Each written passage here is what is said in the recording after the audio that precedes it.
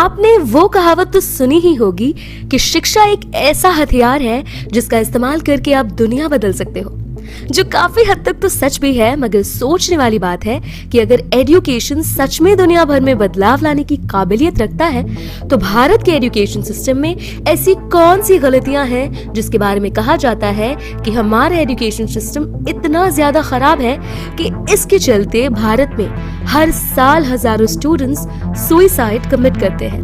और आखिर ऐसा क्यों माना जाता है कि अगर स्टूडेंट्स आगे भी इंडियन एजुकेशन सिस्टम के हिसाब से चलते रहे तो डिप्रेशन के चलते मरने वाले स्टूडेंट्स की संख्या साल दर साल बढ़ती ही जाएगी। तो चलिए ज्यादा देर न करते हुए जानने की कोशिश करते हैं कि आखिर इंडियन एजुकेशन सिस्टम में किस तरह की खामियां हैं। आज के वक्त हम भले ही ये बात बोल लें कि इंडियन एजुकेशन सिस्टम बहुत खराब है और आने वाले समय में भी इस सिस्टम को फॉलो करते रहे तो बेरोजगार लोगों की संख्या आज से कई गुना ज्यादा बढ़ जाएगी। ऐसे में सवाल उठता है कि आखिर इस एजुकेशन सिस्टम की शुरुआत कैसे हुई। इस बारे में जानने के लिए हमें इतिहास के पन्नों को खंगालना होगा। बता दें कि आज से कई साल पहले यानी 18th सेंचुरी के मिड में जिस वक्त भारत पर ईस्ट इंडिया कंपनी का राज था और इंडियंस विदेशियों के पैरों तले दबे हुए थे, ऐसे में उद्योगों की शुरुआत करने के लिए भारत के लोगों का इस्तेमाल करने की कोशिश की गई। जाहिर है इंडस्ट्रीज की शुरुआत करना तो ठीक था, पर विदेशी लोगों को ये बात समझने में जरा भी देर नहीं लगी कि अगर भारतीय लोग इंग्लिश लैंग्वेज बोल व समझ ही नहीं पाएंगे तो कम्युनिकेशन गैप के चलते ईस्ट इंडिया कंपनी को भारी नुकसान उठाना पड़ सकता है।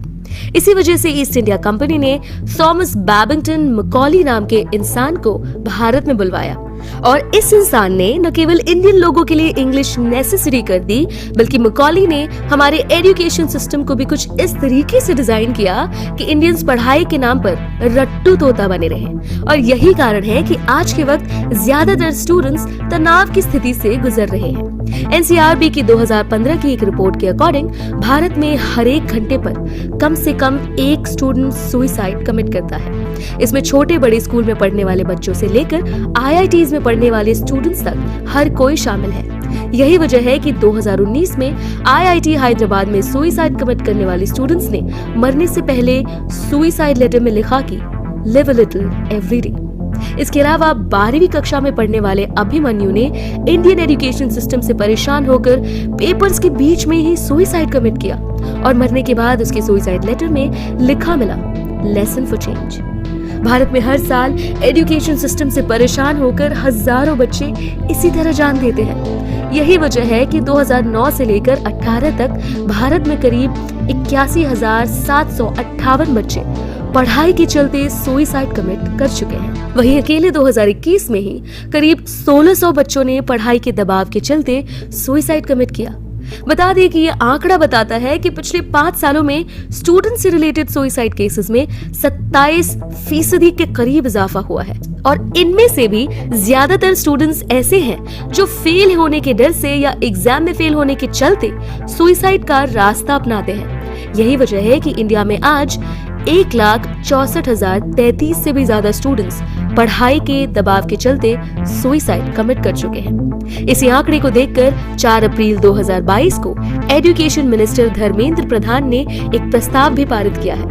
इस प्रस्ताव में स्टूडेंट्स को नेटिव लैंग्वेज में टेक के साथ साथ एंगेजिंग तरह से एजुकेशन देने की बात की गई है। इसके अलावा 2020 में भी भारत सरकार ने एजुकेशन सिस्टम को बदलने के लिए कई नई तरह की पॉलिसीज लाई थी और बताया गया है कि जीडीपी का 6% हिस्सा एजुकेशन पर खर्च किया जाएगा, लेकिन ये सभी चीजें एक प्रस्ताव बनकर रह गई हैं।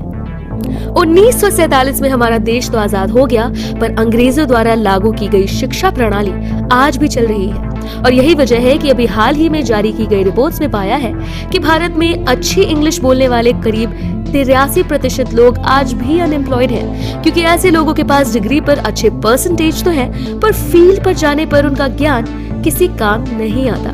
यही वजह है कि अनएम्प्लॉयड लोग जल्द ही डिप्रेशन का शिकार होने के बाद सुसाइड कमिट कर लेते हैं। अगर आपको हमारा ये वीडियो पसंद आया है तो लाइक करें और अपने व्यूज को कमेंट में लिखना ना भूलें।